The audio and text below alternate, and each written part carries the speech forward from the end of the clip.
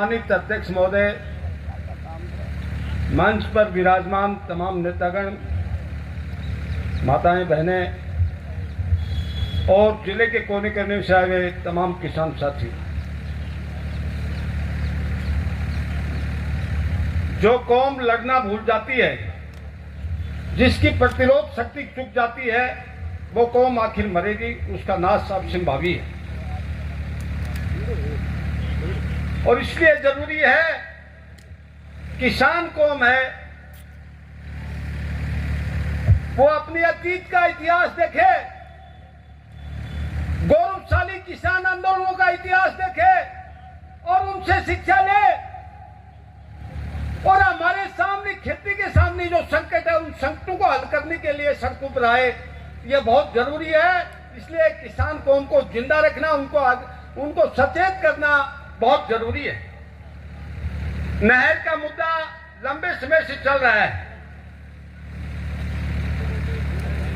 ठीक महिपाल जी जो बता रहे थे, चुनाव से पहले 200-250 गांव में किसानों के धरने लगे। एक हालात पैदा हो गई थी पूरे जिले भर में कि जो संसदीय चुनाव है उसमें चुनावी एजेंडा बन जाए नहर का मुद्दा। और निश्चित बात है कि वो चुनावी एजेंडा बना। ये इस झुंझुनू जिले के किसान संगठनों की देन थी। और आखिर में जग मार करके एक नाटक करना पड़ा राज्य सरकार को, हरियाणा सरकार के साथ मिलकर के गजेंद्र सिंह शेखावत के जो कार्यालय में जाकर के एक नकली, एक फर्जी कोई एक एमओयू का सहारा लेना पड़ा।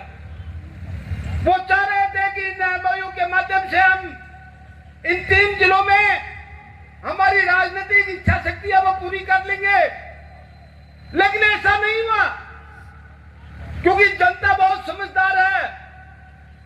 वो सारे का सारा खेल बिगाड़ दिया हरियाणा के मुख्यमंत्री ने, तत्कालीन मुख्यमंत्री ने। वो विधानसभा में जब विपक्ष कह रहा था,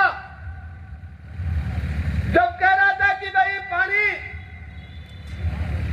पूरा राजस्थान को दे दिया, हम क्या करेंगे, तो उन्होंने कहा कि हरियाणा के लिए 12,000 क्यूसेक पानी तय था, हमने उसको मनमर्जी से बढ़ा करके 18,000 क्यूसेक पानी कर लिया। और हमने अभी एमओयू में यह तय किया है कि 24,000 क्यूसेक पानी का प्रबंध करके यहाँ उसकी व्यवस्था करके 24,000 क्यूसेक पानी तो हम इस्तेमाल करेंगे। और अगर उससे ज्यादा बाढ़ के समय अगर कुछ ज्यादा पानी होता है तो 15-20 दिन बरसात के समय हम राजस्थान को पानी दे सकते हैं। ये विधानसभा का।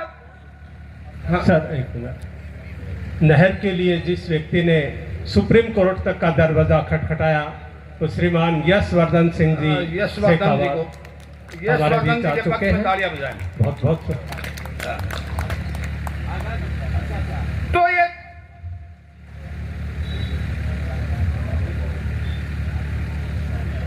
तो ये कहा कि हमने राजस्थान को कुछ नहीं दिया है, बहुत साफ तौर पर बता दिया था।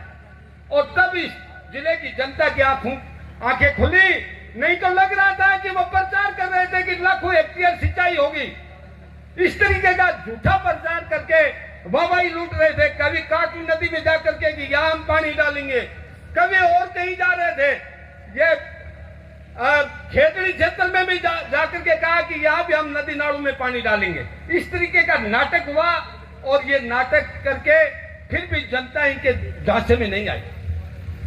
लेकिन ये निश्चित बात है कि ये जो आंदोलन चल रहा है, यहाँ लंबे समय से जो धरना चल रहा है, और इस धरने से जनता में एक संदेश गया है कि बिना पानी के हम, क्योंकि एक संकट है, लेकिन संकट में गिरता हुआ किसान भी उसे रास्ता नहीं सूझ रहा है, वो रास्ता दिखाने का काम ये क्षेत्रीय लाल चौक ने किया है। मैं धन्यवाद देना चाहूंगा यहाँ के साथियों को। और मैं कहना चाहता हूं कि ये संघर्ष सिर्फ धरना प्रदर्शनों से काम नहीं चलेगा। हमारी सारी की सारी खनिज संपदा को हरियाणा राज्य ले गया।